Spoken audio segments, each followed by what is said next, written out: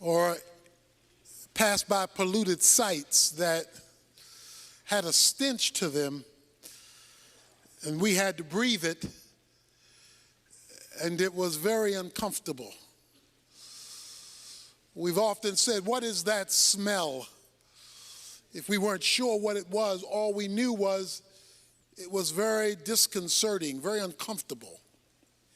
And so we quickly desired to pursue good air, clean air, uncontaminated air, so that we could function. It's hard to function when the air is putrid, when it has been contaminated by that which causes a loss of sense.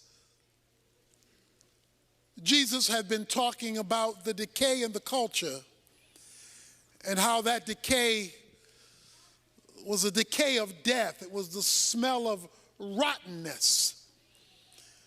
And in the last verse of chapter 17 of the book of Luke, when the disciples wanted to know, when is this return that you're going to make? When is this judgment on the culture going to occur? He says in the last verse, where the body is, there also the vultures will be gathered.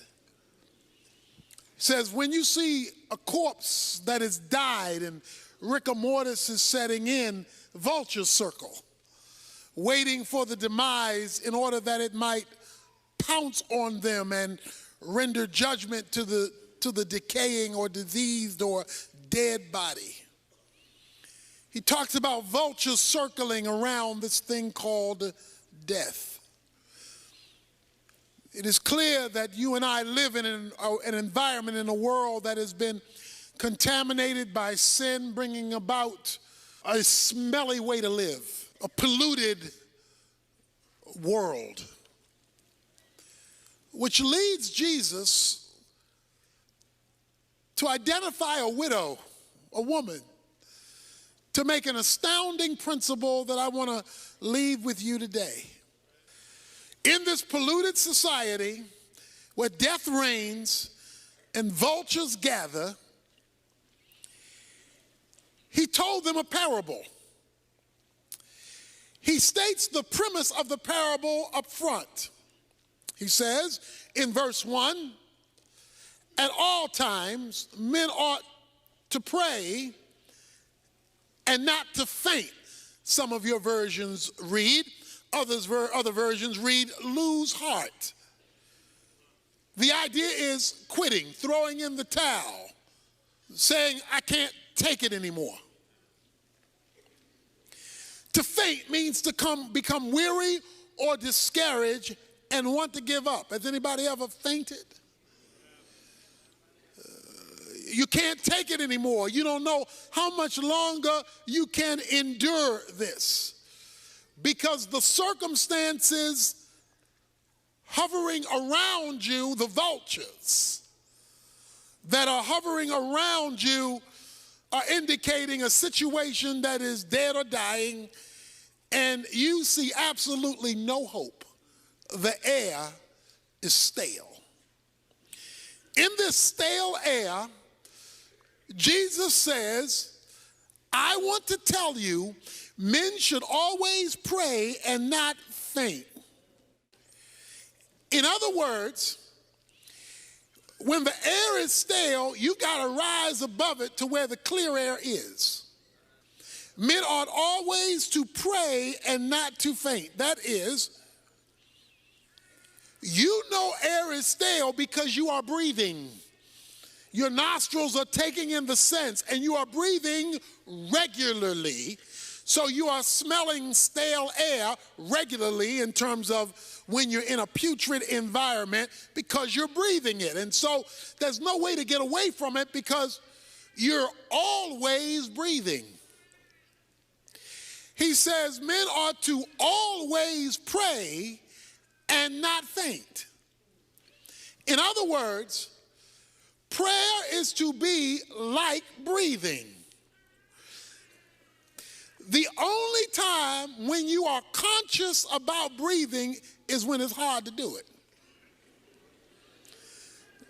We breathe all the time, but don't think about it until there's a problem.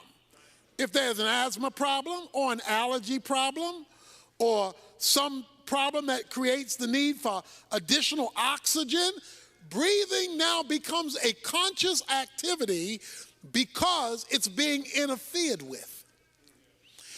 He says men ought to always pray and not faint.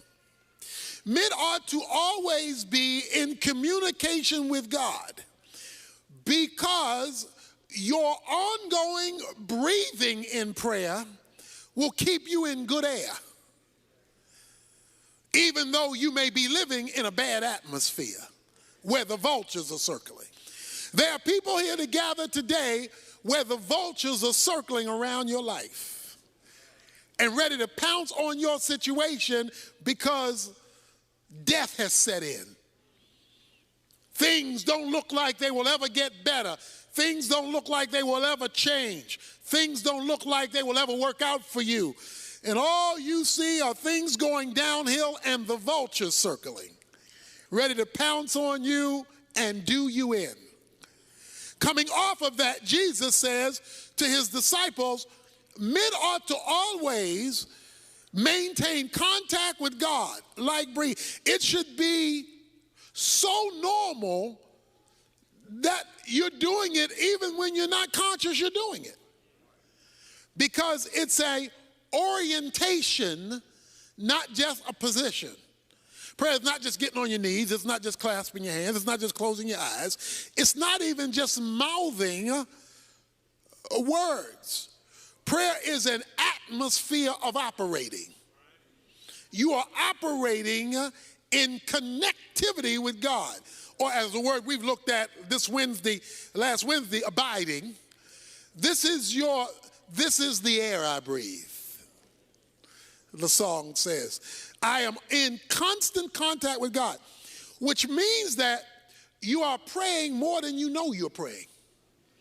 See, sometimes we're praying and we identify the formal times. But there ought to be informal times because if prayer is an atmosphere, if it's a breathing, then that means you're in contact with God as a normal way of functioning, not just as a scheduled activity that you do.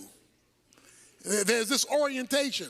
He wants men to always pray and not think. That's his thesis, his major point. Where God is interfaced with as a way of life, not simply as a schedule. There ought to be that, the time in your closet, a scheduled program. That leads him to a story that he wants to tell about this that is extraordinary. And most of us have read this story many times, but perhaps there's something in here that you may never have seen before, yet I believe it is the epicenter of the point of the parable and will totally change your life, my life, if we grasp it. In a certain city, we're told, there is a judge who does not fear God nor men. In other words, he doesn't care what God thinks, and he doesn't care what people say, because he is the judge. During biblical times, it was a lot like Western times, when there would be the circuit judges and the Western towns would wait for the judges to come to hold trials, and the judges would go from town to town to town, and they would hold the criminals in the town jail until the judge came to render a verdict. So they were circuit judges. And so these judges would go from town to town to town to mitigate cases relative to issues that had popped up in the town. So there is this judge, but we're told something about the judge, that the judge is an unrighteous judge. In other words, he does not operate legally. He does not operate according to the rules. He makes up the rules as he goes, and he doesn't care what God thinks or what rules men have passed. He's going to do his own thing. Judges like this were easy for bribes. The wealthy could always be set free. because the wealthy could buy their way out of their problems, and since he wasn't righteous, he could easily be bribed. So we're told that there is this judge. He's going to render judgment, but he's not going to do it righteously. So that's the man, and he doesn't care what God thinks. He doesn't care what man says. There is also a widow in the story. There's a woman. She's been married. Most likely they're children. We don't know that for sure. But we know that her husband has died. Now, when Jesus tells the story, he picks the weakest scenario he can pick. Because in the Bible, the lowest of the low are the orphans and the widows. From Genesis to Revelation, when God wants to make a point about the lowest of the low, he will pick orphans and widows. This widow had a number of problems based on biblical history. First of all, there was little protection for women. Women were not viewed as high, as valuable as they were created to be, and that was the norm of the culture. Not only that, but she has no husband, so there's nobody to stand in for her. She must stand on her own. In addition to that, widows in the Bible are normally postured as being poor, without financial resources, because there's no husband providing, so she's out on her own. In addition to that, the fact that she has to plead her own case means she has nobody in her circle of influence who can stand up for her. She must stand up for herself. So here we have a woman out there by herself on her own trying to make it. Now the situation is that there is something has happened in which she has been wronged. Something has happened that needs to be addressed legally. Something has gone wrong. Perhaps it had to do with money. Perhaps she was ripped out of some of her husband's estate. We don't know what the specific issue is, nor do we need to know. His point was that this widow needed legal intervention. Say legal intervention. She needed the law to work for her. She needed the law to mitigate between her and some situation she faced that could only be addressed legally. So there is this widow in the city who keeps coming to the judge saying, give me legal protection from my opponent. I have got somebody in my sphere who's working against me and who is opposing me, and he's doing it illegitimately. There is somebody in my life doing me wrong, my opponent, and I don't have the power to stop them. I'm a widow.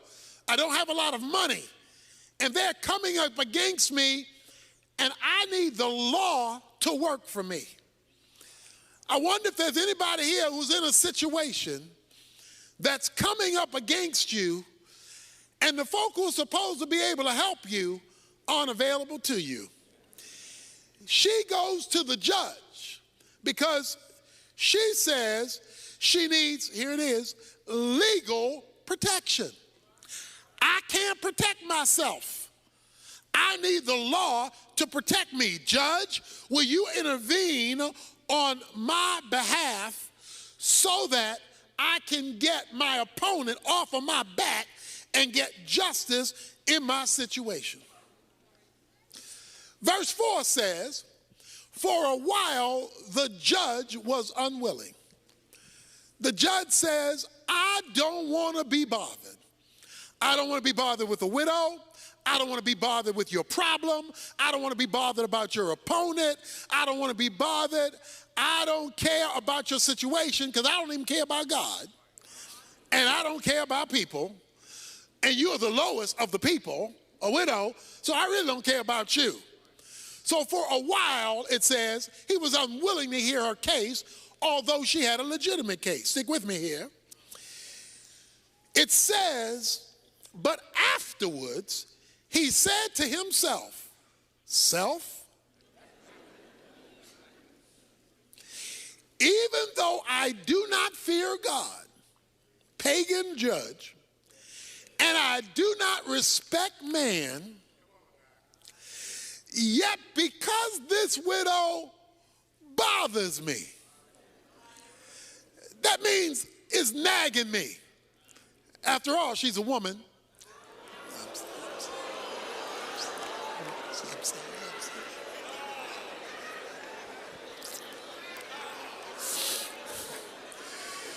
Let's give the benediction.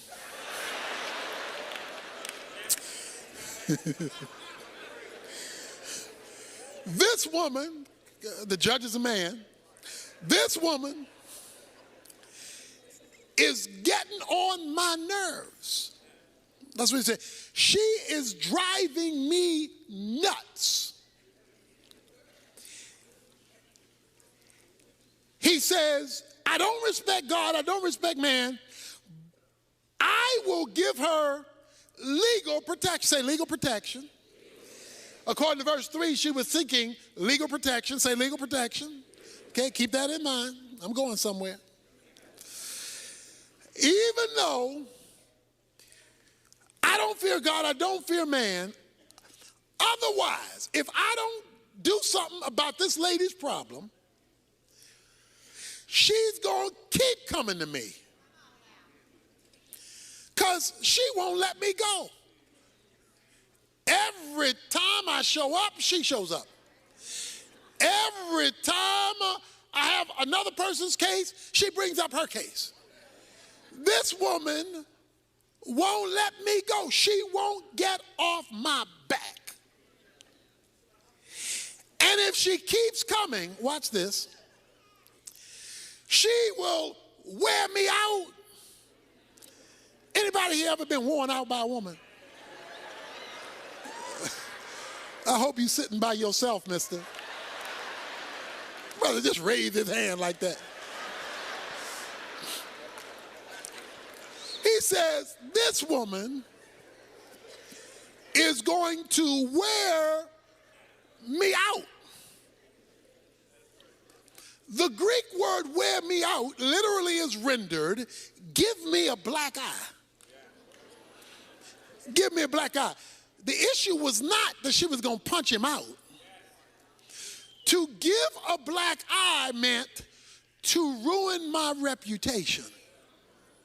To give a black eye means to ruin the person's reputation. He says, if this woman keeps coming, she's going to ruin my name. So this is what the woman was doing.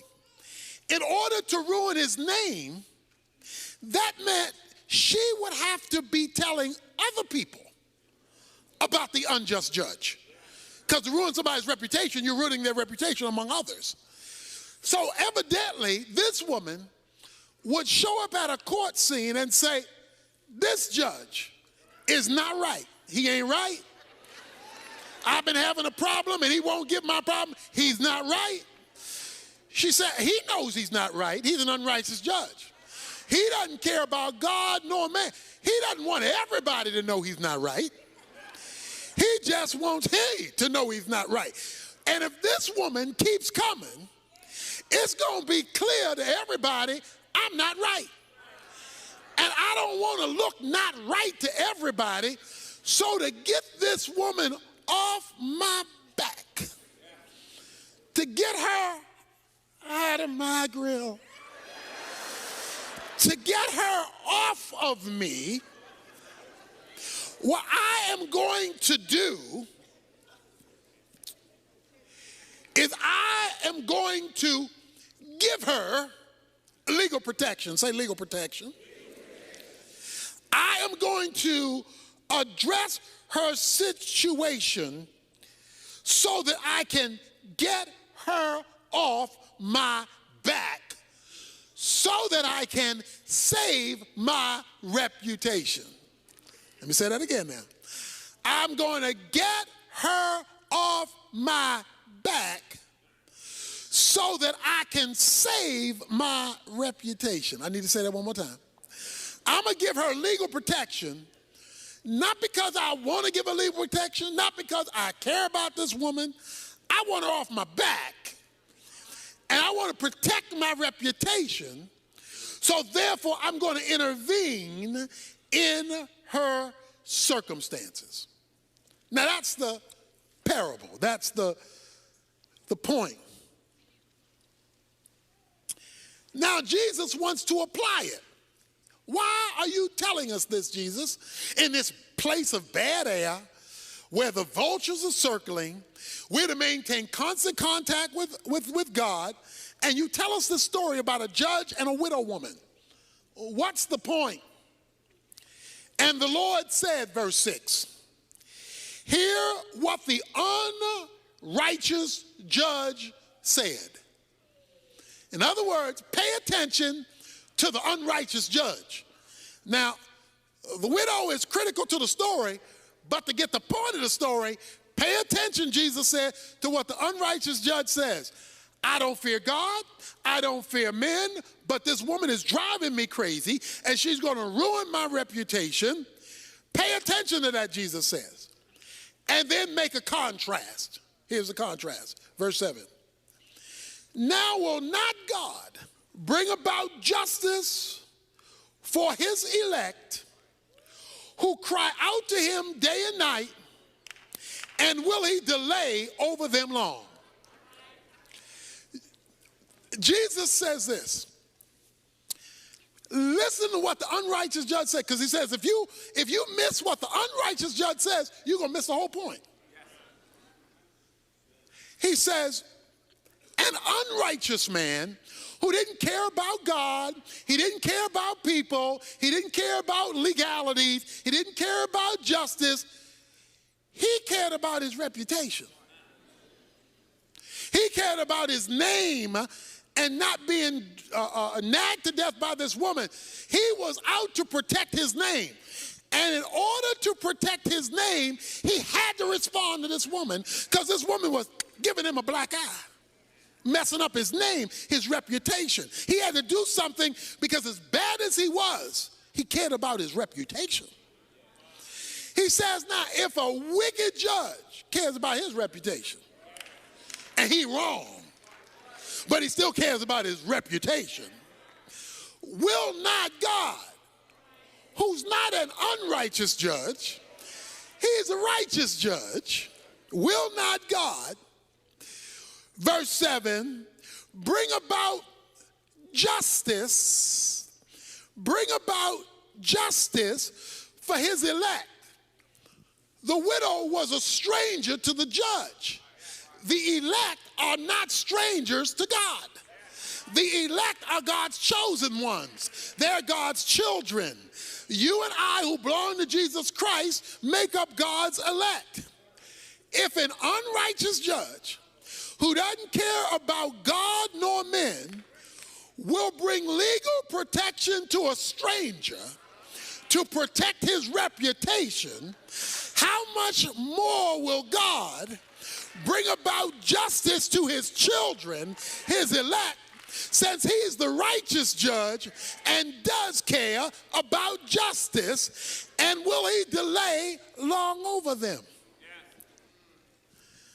Now, what I want to draw your attention to is a phrase that I've been asking you to repeat. Legal protection. See, it's easy to read the story, and twice in the story, the word legal protection is raised. Twice. And its cousin is raised in verse 7, justice. She was seeking justice through the legal protection of the law. But let's put it another way. The issue for the widow was not whether the judge liked me. It was not whether the judge knew me. It was not whether the judge felt sorry for me. The issue on the table was the law. I need you to bring the law to bear on my situation, because I'm being unjustly treated by my opponent. I need legal intervention. Men ought always pray and not faint. But what gets God's attention is not simply him feeling sorry about you in the situation you're in. It's not merely him seeing you cry. It's not merely him seeing you're depressed. What brings heaven down to earth in the vulturous situation you may be facing is calling down your legal right. The issue was your legal right. See, what the woman had, she did not have the judge on her side. She had the law on her side.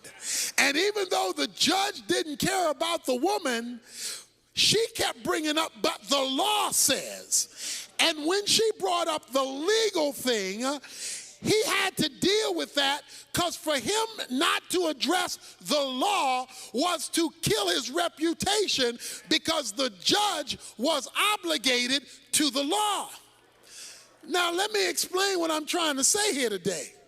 What I'm trying to say here is that God, who cares about us, we're part of the elect, who's righteous, has concern about his law. That is, God has obligated himself to his own word. God has obligated himself to what God has said himself. God is tethered to his own law. God can't do what the unrighteous judge was trying to do, because God by nature is righteousness. Righteousness is the divine standard, so God is tethered to his own standard. So God is always going to operate in concert with his own law. Now, the woman calls for legal protection, watch this now, because she knew she had the right to it. In other words, let me put it another way. If she didn't know what the law was, if she didn't know that the law, there were rules in the law book to deal with the situation she was facing, she wouldn't have been able to call on the law, because she wouldn't have known the law applied. It was her knowledge that there is a righteous law in the book that deals with my opponent's situation, and I'm going to the authorized person, the judge, to render the law on my behalf, that took her to nagging the judge. She could nag the judge even though the judge didn't care about her, because she knew what was written that was in the law book that applied to her situation. Not to know what was written is not to have a basis to appeal to the judge. Because remember, it says she wanted legal protection. She wanted something that would come from the law to act on her behalf. Hold your finger here. Turn back a couple of pages to Luke chapter 13. In Luke chapter 13, it's the Sabbath. The Sabbath was a law. It was one of the 10 Commandments. Jesus, a certain woman, verse 11, for 18 years had a sickness caused by a spirit, and she had been bent over, and could not straighten up. And Jesus saw her. He called her over and said to her, "Woman, you are freed from your sickness." He heals her on the Sabbath. And he laid his hands on her, and immediately she was made erect again and began glorifying God. But the synagogue officials, indignant because Jesus had healed her on the Sabbath, began saying to the crowd in response, "There are 6 days in which work should be done, so come during them and get healed, and not on the Sabbath." So they're saying, Jesus, you're out of order for healing this lady on the Sabbath. Jesus then says to them, "You hypocrites, does not each of you on the Sabbath untie his ox and his donkey from the stall and lead him to get water? And this woman," watch this, "and this woman," here it is, "and this woman, a daughter of Abraham. Not just this woman.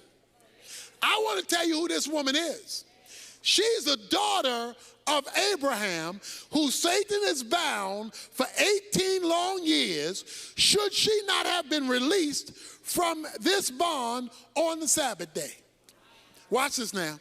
You hypocrites, you will release an ox on the Sabbath from being tied up so he can get some water. I come to release a woman who's been tied up for 18 years on the Sabbath. You're upset about me releasing a woman when you're not upset about you releasing a donkey. Let me tell you, Jesus says, why I released this woman. I released this woman because this woman, he says, is a daughter of Abraham. Watch this now. The Sabbath was the law given under Moses. Abraham precedes Moses. He says, there is a legal relationship I have to this daughter. Because there was a covenant made with Abraham by God that God would bring healing to his people in covenant with an Abrahamic agreement when the problem came from a spiritual source. We heard that the woman was bent over, but her medical condition, watch this now, was tied to a spiritual condition. It said Satan had so messed up her life that it showed up physically and she had to walk bent over. It wasn't just because of her age. It wasn't just because of calcification in her back. It was because the devil had so intervened in her life that her physical problem was tied to a spiritual dilemma. But the lady had something that the chief priest didn't understand. She had a legal relationship tied as a daughter of Abraham. And because of the legal relationship, it overrode the Mosaic law that says you can't do this on the Sabbath. But if you don't know your legal relationship, then you can't call on your legal relationship to deliver you from some of us have been in problems, situations, circumstances, and messes for 18 years. And we wonder why God hasn't come through yet, because we have not yet appealed to our legal right. But why haven't we appealed to our legal right? We don't know our legal right. And if you don't know the law, you can't appeal to the law. The widow knew the law and says, because the law is in place, I am going to bring the law to bear. If an unrighteous judge will submit to the law, even though he doesn't have regard for God and regard for man, how much more will a righteous God who is committed to the law appeal to the legal cause of his people? We get and we pray, but what we don't do is pray legally. In other words, we don't make God have to appeal to his own law.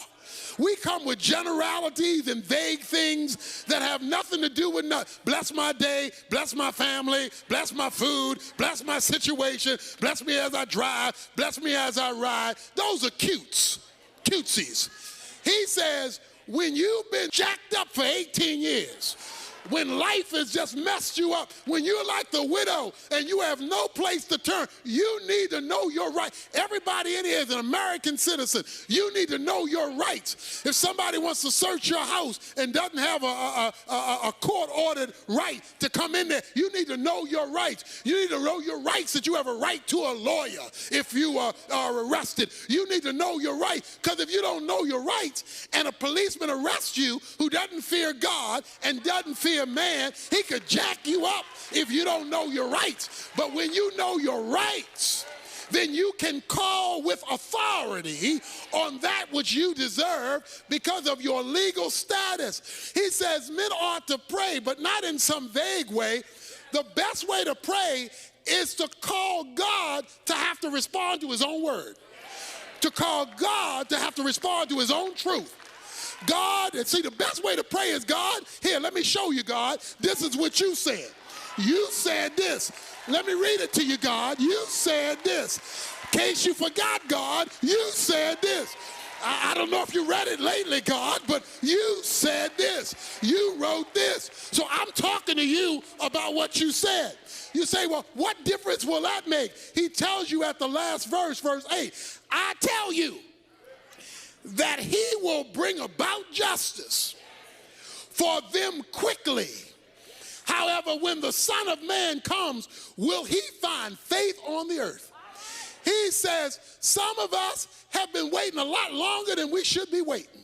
Some of us have been struggling a lot longer than we should be struggling. Why?